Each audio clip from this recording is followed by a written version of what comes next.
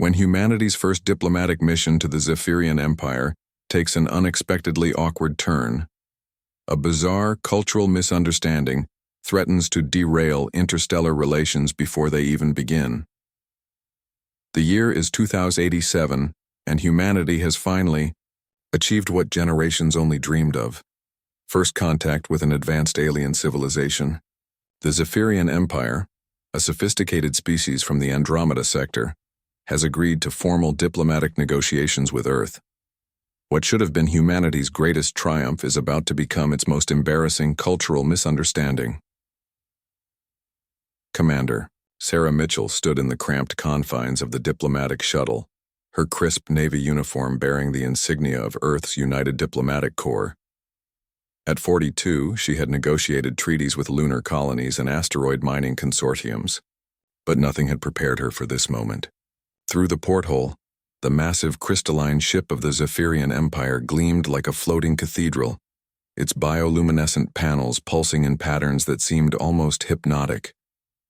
"Ma'am, we're receiving final approach clearance from the Zephyrian vessel," announced Lieutenant James Parker, her young aide whose enthusiasm often exceeded his experience. Fresh out of the academy, Parker had volunteered for this mission the moment it was announced, seeing it as his ticket to making history. Dr. Elena Vasquez, the team's xenobiologist and cultural advisor, looked up from her tablet where she'd been, frantically reviewing what little they knew about Zephyrian customs. At 55, she had spent decades studying theoretical alien behavior, but this would be her first real-world application. "Remember, Sarah, we know very little about their greeting protocols. The preliminary communications suggested they have unique customs for showing respect to visitors." Sarah nodded, feeling the weight of representing all of humanity on her shoulders. "Whatever their customs are, we adapt and show respect. The future of human-Zephyrian relations depends on getting this right." She had no idea how prophetic and ironic those words would prove to be. The docking bay of the Zephyrian ship was a marvel of organic architecture, with walls that seemed to breathe and floors that adjusted their texture for optimal grip. The air was filled with a pleasant ozone-like scent that reminded Sarah of rain before a thunderstorm. As the human delegation stepped out of their shuttle, they were greeted by a sight that would have been at home in the most imaginative science fiction films of their era. 3 Zephyrian females approached them with fluid, graceful movements. They were tall, nearly 7 feet in height, with elongated limbs and skin that shimmered with an opalescent quality. Their faces were hauntingly beautiful in an otherworldly way, with large, luminous eyes that seemed to hold the depth of ancient wisdom. Most notably, they wore flowing, dress-like garments that seemed to be made of living fabric, shifting colors and patterns as they moved. The lead Zephyrian, who would later introduce herself as Ambassador Thera Len, stepped forward with what appeared to be ceremonial importance. Her dress was particularly elaborate, with intricate patterns that seemed to tell a story across its surface. She raised her hands in what the humans assumed was a peaceful gesture. "Honored beings from the world you call Earth," Thera Len spoke, her voice carrying a musical quality that seemed to resonate directly in their minds rather than their ears. "We welcome you to our vessel with the greatest respect our people can offer." The universal translator devices worked flawlessly, but there was something in her tone that suggested deeper meaning behind her words. Sarah stepped forward, relief flooding through her at the warm reception. "Ambassador, on behalf of humanity, we are honored to be here. We come in peace and friendship, hoping to build a lasting relationship between our peoples." She executed what she hoped was an appropriately respectful bow. Thera Len's large eyes seemed to sparkle with what might have been amusement. "Your reputation for courage and honor precedes you humans. It is said that your species values directness and authenticity above all else. Therefore, we shall greet you in the most authentic manner of our people." She exchanged glances with her companions, who moved to flank her on either side. Dr. Vasquez felt a slight chill of apprehension. In her studies of xenoculture, she had learned that the most dangerous moments in first contact often came from assumptions about familiar behaviors. "Sarah," she whispered, "maybe we should ask for clarification about their greeting customs before." But it was too late. With synchronized movements that spoke of ancient ritual, all three Zephyrian females reached down and began to lift the hems of their elegant dresses. What happened next would go down in diplomatic history as either the most embarrassing or most enlightening moment of first contact, depending on who was telling the story. As the Zephyrian females raised their dresses, the human delegation stood frozen in a mixture of shock, confusion, and rapidly escalating panic. Lieutenant Parker's jaw dropped so far it nearly hit the deck plating. His face cycled through several shades of red before settling on a vibrant crimson that matched the emergency lighting. Oh my God," he stammered, his hand instinctively moving to cover his eyes while his curiosity fought against his sense of propriety. Dr. Vasquez, the scientist, found her analytical mind warring with her sense of social decorum. This is unprecedented," she managed to whisper, her clinical training kicking in as she tried to observe and categorize what she was witnessing while simultaneously questioning every assumption she'd made about alien psychology. Commander Mitchell, drawing on years of diplomatic training that had never quite covered this scenario, struggled to maintain her composure. Ambassador," she began, her voice slightly higher than usual. "While we appreciate your cultural expression, perhaps we could discuss the appropriate protocol for—" But Thyralen seemed genuinely puzzled by the human's reaction. "Are we performing the greeting incorrectly?" she asked, her melodious voice carrying a note of concern. "We were told that humans value honesty and openness above all else. This is how we show our most sacred trust, by revealing our true nature to honored guests." As the Zephyrian dresses rose higher, the humans braced themselves for, well, they weren't quite sure what they were bracing for, but what they saw beneath those flowing garments was not what anyone expected. Instead of anything resembling human anatomy, the Zephyrians revealed an intricate network of bioluminescent organs that pulsed with soft, multicolored light. It was beautiful, alien, and completely non-sexual. More like looking at a living constellation than anything else. The light patterns seemed to convey information, pulsing in complex rhythms that felt almost like a visual language. Dr. Vasquez, her scientific curiosity overcoming her cultural shock, realized she was witnessing something extraordinary. "Sarah," she breathed, I think they're showing us their communication organs. This isn't about what we thought it was about." Thyralen lowered her dress, looking somewhat disappointed by the human's reaction. "Did we offend you? Your bio readings suggest distress. We had hoped that by showing you our light speech organs you would understand our commitment to honest communication. In our culture, these organs cannot lie. The patterns they create reflect our true thoughts and emotions." The silence that followed was broken only by Lieutenant Parker's nervous gulp and the soft humming of the ship's systems. Sarah Mitchell, career diplomat, found herself in the unique position of having to explain human sexual taboos to an alien species that had just committed what they perceived as the ultimate act of diplomatic trust. The next hour proved to be one of the most awkward yet enlightening cultural exchanges in human history. The human delegation found themselves in the uncomfortable position of explaining why they had reacted so strongly to what the Zephyrians considered a sacred diplomatic ritual. Ambassador Thyralen listened with growing fascination as Dr. Vasquez, having been elected as the most qualified to handle delicate cross-species explanations, attempted to describe human modesty taboos without creating an even larger cultural incident. "You see, Ambassador," Dr. Vasquez began carefully, "in human culture, the area beneath our garments is considered very private. When clothing is removed, it often has intimate implications." She gestured helplessly, realizing how ridiculous it sounded when explained to beings who clearly had no such taboos. Thyralen's luminous eyes widened with what appeared to be genuine shock. "You mean to say that the area where you keep your reproductive organs is the same area where you keep your emotional truth-telling organs?" She conferred rapidly with her companions in their light speech, their bioluminescent displays flickering like a conversation of fireflies. "Well, no," Lieutenant Parker interjected, then immediately regretted speaking. I mean, we don't exactly have truth-telling organs. Not like yours, anyway. His face was still various shades of red, but his natural curiosity was beginning to overcome his embarrassment. How fascinating, Thiralen mused. So when we lifted our ceremonial coverings to show you our truth organs, you interpreted this as reproductive display? The concept seemed to both horrify and intrigue her. No wonder you appeared so distressed. In our culture, showing one's reproductive organs to strangers would be considered deeply insulting. It would imply they are suitable only for breeding purposes rather than intelligent discourse.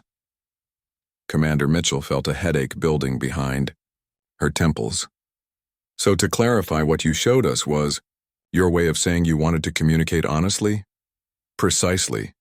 Thiralen brightened, her natural luminescence increasing slightly. When Zephyrians wish to show ultimate respect and trust to honored guests, we reveal our truth organs. The light patterns they create cannot lie or deceive. They reflect our genuine emotions and intentions. It is the highest compliment we can pay to another being. Dr. Vasquez, ever the academic, found herself fascinated despite the awkwardness of the situation. And these organs are located beneath your clothing? Our ceremonial coverings, yes. They are quite sensitive to environmental changes and are normally protected. To expose them shows great trust, as it makes us vulnerable to emotional manipulation if the other party were malicious. Thiralen paused, looking thoughtful. Though I suppose, given your reaction, perhaps we should have explained our customs more thoroughly before demonstrating them. Lieutenant Parker, finally finding his voice again, asked the question they were all thinking.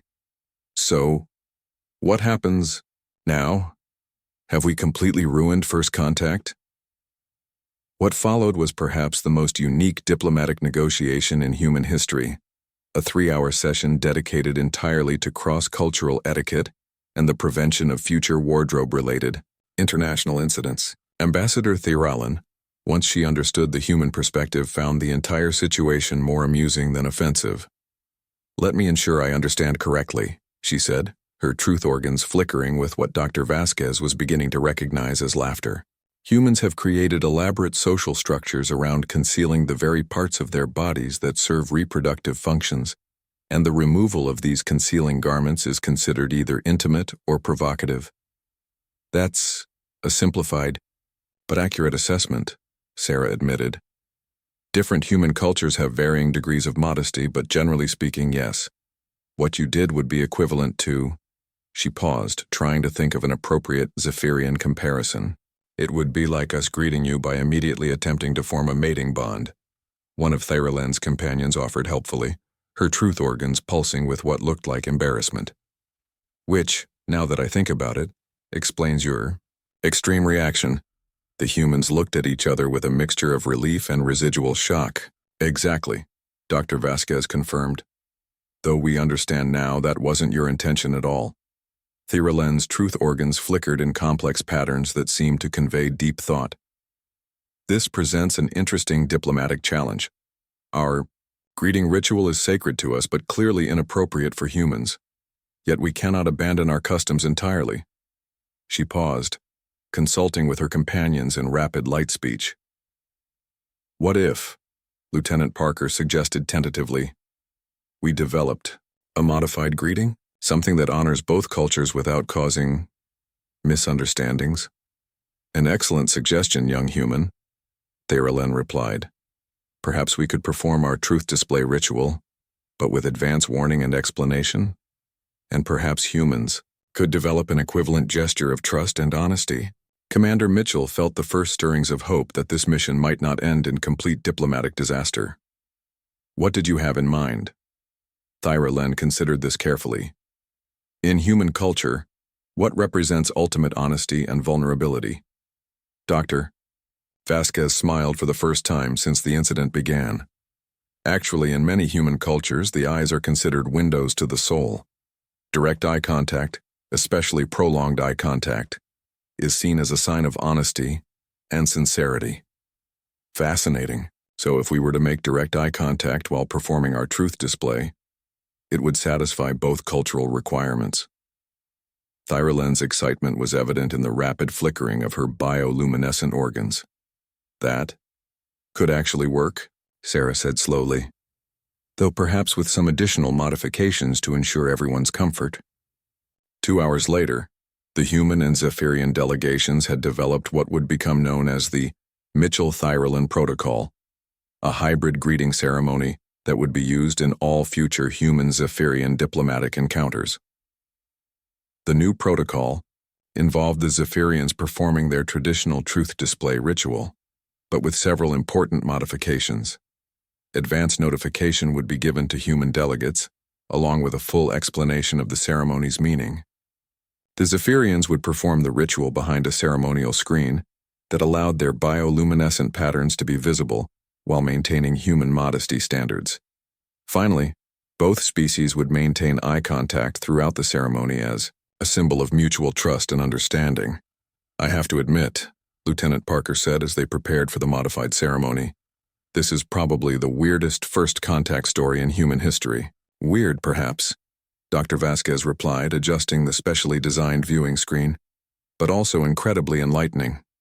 We've learned more about Zephyrian emotional communication in the last few hours than months of theoretical study provided." "Ambassador." Thyrolen approached the screen, her companions flanking her as before. "Honored humans, we ask your permission to perform the sacred greeting of truth display, modified to honor both our cultures." Commander Mitchell nodded formally. "Permission granted, Ambassador. We are honored by your trust."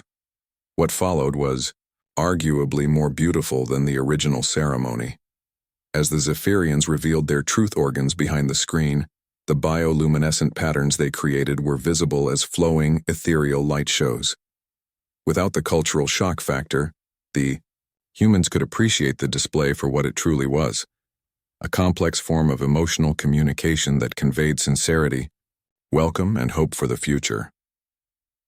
The patterns told a story, swirling blues and greens that spoke of peaceful intentions, warm golds that conveyed friendship, and complex geometric patterns that Dr. Vasquez suspected might be mathematical proofs of their technological capabilities and peaceful nature. "It's beautiful," Sarah whispered, maintaining eye contact with Thyrolen throughout the display. "I can see why this is sacred to your people." When the ceremony concluded, both delegations felt a sense of accomplishment that went beyond mere diplomatic protocol. They had navigated a potentially catastrophic cultural misunderstanding and emerged with deeper mutual understanding. "Well," Thyrolen said, her truth organs now safely concealed but still glowing softly beneath her dress, "shall we proceed to the actual negotiations? I believe we've covered the most challenging part of our cultural exchange, news of the dress." Incident, as it came to be known in diplomatic circles, spread throughout human space faster than the official mission reports. Within days, comedy shows across Earth were featuring skits about the misunderstanding, while xenocultural studies programs were completely revising their curricula to include extensive sections on assumption-based cultural errors. The story took on a life of its own as it spread through human society. Late-night talk show hosts had a field day with the material, though most kept their jokes relatively tasteful out of respect for the successful diplomatic outcome. "So apparently," joked one popular comedian, "when aliens want to be friendly, they flash you. When humans want to be friendly, we shake hands. No wonder the galaxy thinks we're weird." But the real impact was felt in the academic and diplomatic communities. Dr. Vasquez found herself the most in-demand xenocultural consultant in human space, her expertise in cross-species misunderstanding prevention becoming a required field of study for all future first contact teams. Lieutenant Parker, despite his initial embarrassment, discovered that his experience made him uniquely qualified for diplomatic postings involving species with unusual greeting customs. He was eventually promoted to lead the newly created Department of Cultural Misunderstanding Prevention, a position that would have been unimaginable before the Zephyrian encounter. Commander Mitchell became something of a legend in diplomatic circles, not for her negotiating skills, though those were considerable, but for her ability to maintain composure and find solutions in the face of unprecedented cultural challenges. The Mitchell-Thyrallen Protocol became standard procedure for first contact situations involving species with potentially misunderstood customs. Meanwhile, among the Zephyrians, the incident was viewed quite differently. Ambassador Thyrallen became something of a celebrity for her successful navigation of what they considered an extremely delicate situation involving a species with bizarre and restrictive customs around bodily display. The humans, she explained, to the Zephyrian Council, are a species so modest that they consider the revelation of truth organs to be an intimate act. Yet they are also adaptable enough to create new protocols that honor both cultures. This suggests they will be valuable allies, despite their peculiar attitudes toward anatomical honesty. The Council was particularly impressed by humanity's ability to work through the misunderstanding, rather than allowing it to end negotiations entirely. In Zephyrian culture, the ability to adapt and find creative solutions to cultural conflicts was highly valued, and humanity's response elevated their status in the eyes of the galactic community. 6 months after the incident, Commander Mitchell found herself back on Earth, addressing the Academy of Diplomatic Sciences in Geneva. The lecture hall was packed with current and future diplomats, all eager to hear firsthand about the most famous cultural misunderstanding in human history. The most important lesson we learned, she told the assembled crowd, is that our human assumptions about modesty, privacy, and social customs are not universal. What seems obvious to us may be completely alien to other species, and vice versa. She clicked to her next slide, which showed a diagram of Zephyrian bioluminescent communication organs. The Zephyrians didn't see their greeting as intimate or inappropriate. To them, it was the equivalent of offering a firm handshake and looking someone in the eye. The intimate nature was entirely our interpretation, based on our own cultural conditioning. Dr. Vasquez, who had co-authored several papers on the incident, stood to add her perspective. What's particularly interesting is that once we understood the true nature of their greeting, many humans found it more meaningful than our traditional customs. The Zephyrian truth display actually conveys more genuine information about intentions and emotional state than any human greeting ritual. A young cadet raised her hand. "Ma'am, how do we prepare for situations where we might encounter customs that seem inappropriate to us?" Mitchell smiled, remembering her younger self before the incident. "First, remember that inappropriate is a human concept that may not apply to other species. Second, when in doubt, ask for clarification before assuming intent. And third, always remember that successful diplomacy requires flexibility and the willingness to step outside your comfort zone." The lecture was recorded and became mandatory viewing for all diplomatic trainees. The Mitchell Doctrine, as it came to be known, emphasized cultural humility and the importance of questioning assumptions in cross-species interactions. Meanwhile, the relationship between humanity and the Zephyrian Empire flourished. Trade agreements were signed, technology was exchanged, and cultural exchange programs were established. The initial misunderstanding, rather than damaging relations, had actually strengthened them by demonstrating both species' commitment to understanding and respecting each other, despite fundamental differences. The Zephyrians, for their part, became valuable allies in humanity's expansion into the galaxy. Their advanced biotechnology complemented human engineering capabilities, and their truth display communication proved invaluable in negotiations with other species who valued honesty and transparency. The story of the human Zephyrian greeting. Misunderstanding spread far beyond Earth and the Zephyrian homeworld. As humanity began to encounter other alien species, the tale became a cautionary story told throughout the galaxy about the importance of cultural preparation in first contact scenarios. The Crystalline Confederacy, a species that communicated through harmonic vibrations, found the story particularly amusing because they had experienced similar misunderstandings with the Zephyrians centuries earlier. Ah yes, their ambassador recalled during humanity's first contact with them. "We made the mistake of assuming their truth display was a mating dance. Very embarrassing. We tried to respond with our own reproductive harmonics before realizing our error." The gas giant dwellers of the Outer Rim had their own version of the story, though in their case the misunderstanding had involved what they considered a friendly gesture of atmospheric sharing, which other species interpreted as a biological attack. These species began forming an informal network they called the Cultural Misunderstanding Support Group, sharing stories and strategies for avoiding future incidents. Dr. Vasquez, now director of the newly established Institute for Xenocultural Understanding, compiled these stories into a comprehensive database of cross-species cultural incidents. The database became an essential resource for any species attempting first contact with unfamiliar civilizations. What we've learned, she explained in her landmark paper, Cross-Species Cultural Interpretation, a study in assumption-based errors, is that virtually every species that achieves interstellar travel has experienced at least one major cultural misunderstanding with another species. The key to successful galactic diplomacy isn't avoiding these misunderstandings, it's how you handle them when they occur.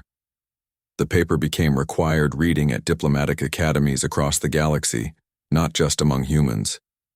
The Zephyrians translated it into light speech, the Crystalline Confederacy rendered it in harmonic notation, and the gas giant dwellers converted it into atmospheric chemical equations. Lieutenant Parker, now Colonel Parker, and head of the Cultural Misunderstanding Prevention Department, often reflected on how one awkward moment had reshaped his entire career. "Sometimes I wonder what would have happened if I hadn't been there that day," he mused to his staff.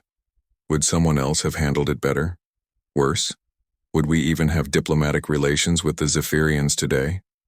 His aide, a young diplomat, fresh from the academy, smiled. "Sir, with respect, I think you're asking the wrong question. The real question is, what other cultural landmines are we walking toward with species we haven't even met yet?" It was a sobering thought that kept Parker awake at night, but also one that drove him to continuously improve humanity's first contact protocols. 5 years after the incident, the annual Human-Zephyrian Cultural Exchange Festival had become one of the most popular events in human space. Held alternately on Earth and the Zephyrian homeworld, it celebrated the successful relationship that had grown from such an awkward beginning. Commander Mitchell, now Admiral Mitchell and head of the Galactic Diplomatic Corps, stood before a mixed audience of humans and Zephyrians as she delivered the keynote address. Behind her, Ambassador Thyralen waited her turn to speak, her truth organs glowing softly with what Mitchell had learned to recognize as contentment and friendship. 5 years ago, Mitchell began. A simple greeting nearly ended what has become one of humanity's most valuable galactic relationships. Today I want to talk about what that teaches us about the future of interspecies diplomacy. She gestured to a holographic display showing the current map of known galactic civilizations. We now know of 47 distinct species in our local galactic region alone. Conservative estimates suggest there may be thousands more we haven't encountered yet. Each one will have their own customs, their own assumptions, their own ways of showing respect and friendship. The audience, both human and Zephyrian, listened with rapt attention. The early days of panic and embarrassment seemed like ancient history now. The lesson of the Zephyrian greeting incident isn't that we should be more careful to avoid cultural misunderstandings, Mitchell continued. The lesson is that misunderstandings are inevitable, and our response to them defines the future of our relationships. Ambassador Thyralen's truth organs flickered in patterns that conveyed deep agreement. When it was her turn to speak, she approached the podium with the same graceful movements that had so captivated the human delegation years earlier. "My human friends," she began, her musical voice carrying clearly through the universal translators, "speak of this incident as if it were a near disaster that was narrowly averted. But I prefer to think of it as the universe providing us with an immediate test of our compatibility as allies and friends."